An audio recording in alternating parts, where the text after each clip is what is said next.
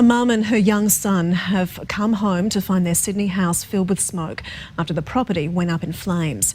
And as Sophie Walsh reports, the house was completely gutted. No, not again. Not another house fire. Oh, this is devastating.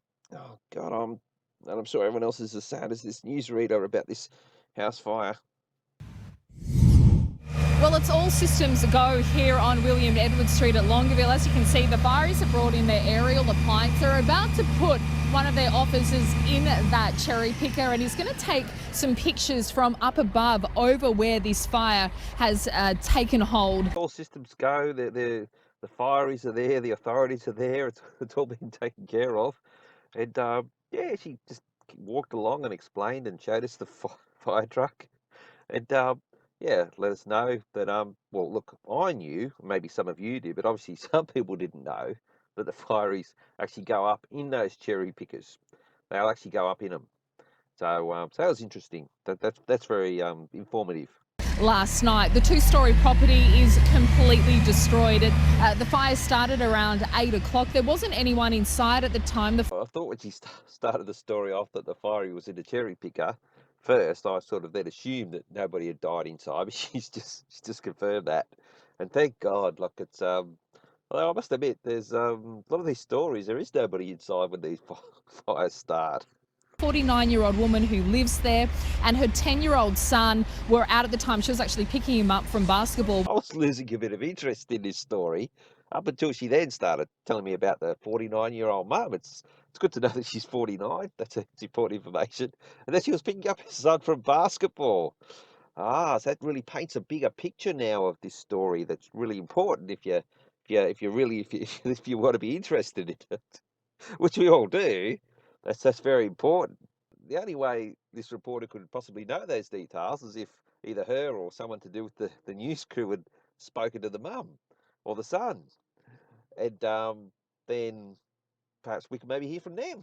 When they came home, they saw smoke coming from the home. They knew that they shouldn't go inside. She just assuming they knew not to go inside, or did the mum or the son, when they were giving her information about how old they were and what they were doing, told them, yeah, we knew not to go inside. God, I'd really love to see this mum and this son. They did manage, though, to rescue their pet dog, Finn, and Finn got out safe and sound. Finn. Okay, the dog's name is Finn. I've got to remember that for when we're all talking about this house fire around a water cooler this morning. The house itself, though, 2 stories completely destroyed. Photos, memories, everything absolutely gone. Neighbours ran outside when they saw how fierce this fire was. Just before she mentioned that, I was thinking, well, what were the neighbours doing? Now she's given us information.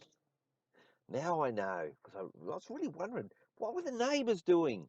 The houses on this street are really close together. They're only a couple of metres apart, so there was a major concern that the fire might spread to neighbouring properties. Really gone to a lot of trouble to bring us all angles of this story. They've even got a camera crew up in the cherry picker while the fiery was up there trying to do his job.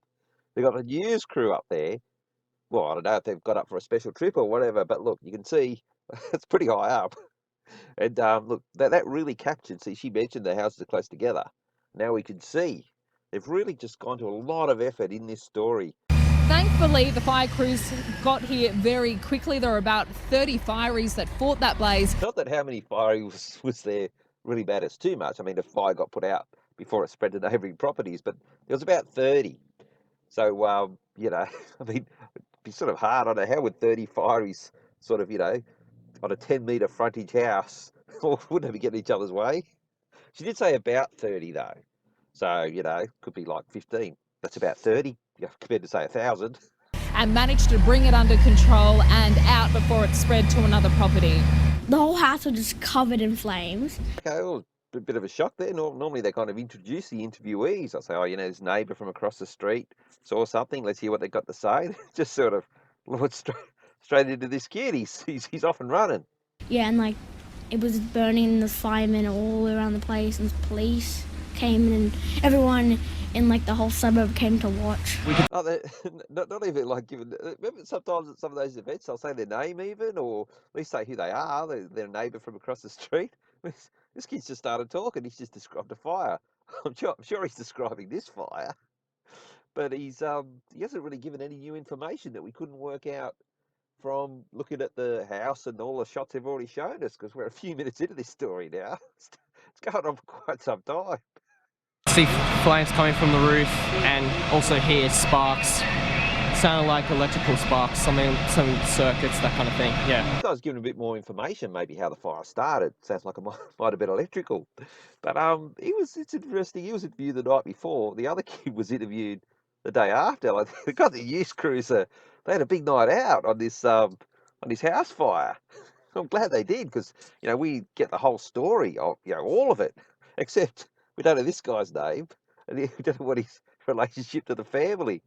Does he know them? Does he play basketball with the son? Is this the son? No, they would say if it was the son. They don't even say who he is. No, nothing. So heartbreaking for the family that lives in the house here at Longueville to wake up to this morning knowing. It's a bit odd. To wake up to this morning, it sort of sounds like they were away and they came back to it. Didn't she say she was picking up the son from basketball and they came home and saw the smoke? Then, did they just think, oh, no, I'm not interested in this. I'll go get a motel room, not watch the fire. No. I rescued Finn. Well, could we see Finn the dog? We haven't seen him. And and then come back the next morning and we've just woken up and now we've woken up to this. Meanwhile, the news crews, they've stayed there for the whole night, interviewing people from, late at night till the next morning. But looks like the mum and the kids thought, oh, no, we're not hanging around with this. That everything has gone. The dad was actually overseas at the time. He's still in Canada. More vital information to do with this story. The dad was overseas, not just overseas, he was in Canada. So I remember the dog's name was Finn and the dad was overseas in Canada. Because when I walk up to people today at work and start, reciting this story and talking about it, they're going to be engrossed in what as much information as possible. Well, I envisage they would. I wouldn't imagine they'd just be looking at me going, what are you talking about? What do I care? Everyone's going to talk about this. And the mum and the 10-year-old boy, they were planning on flying over to meet him for a holiday on Monday. It appears that won't be happening now. 10, and I'm going to go overseas to Canada. Obviously, Dad's on there in business, and they're going to fly over, and he's going to have a bit of a holiday while they're over there. Not a bad idea, but we don't get to know their names. Same as the with that rabbit that got rescued, the bunny, and we saw the neighbour. We didn't get her name, and we never saw the hero boy. I would have thought they would have given his name. Seems like a lot of these house fires. People want to remain anonymous. Obviously, they don't have to request it because Channel 9 have spoken to them. And, do you want to go on camera? No. It's like they're kind of running. Current affair and chasing some dodgy tradie and he's got his hands up. I don't know. It's all a bit odd, these fires. The fireys are still investigating the cause of it, but at this point in time, it does appear that perhaps an electrical fault in the roof may have caused this blaze. It was 3.5 minutes of showing you a story about, I think I mentioned in my last video, people you're never going to meet, and a street you're never going to drive up. All this information about people you're never going to know. You can't know because you don't know their names, but you know they're 49 and 10 and they've been to Canada. A lot of information, all about nothing. What is there any other news going on in the world? Or was this they got news crews down there, they got reporters, they're going up in cherry pickers.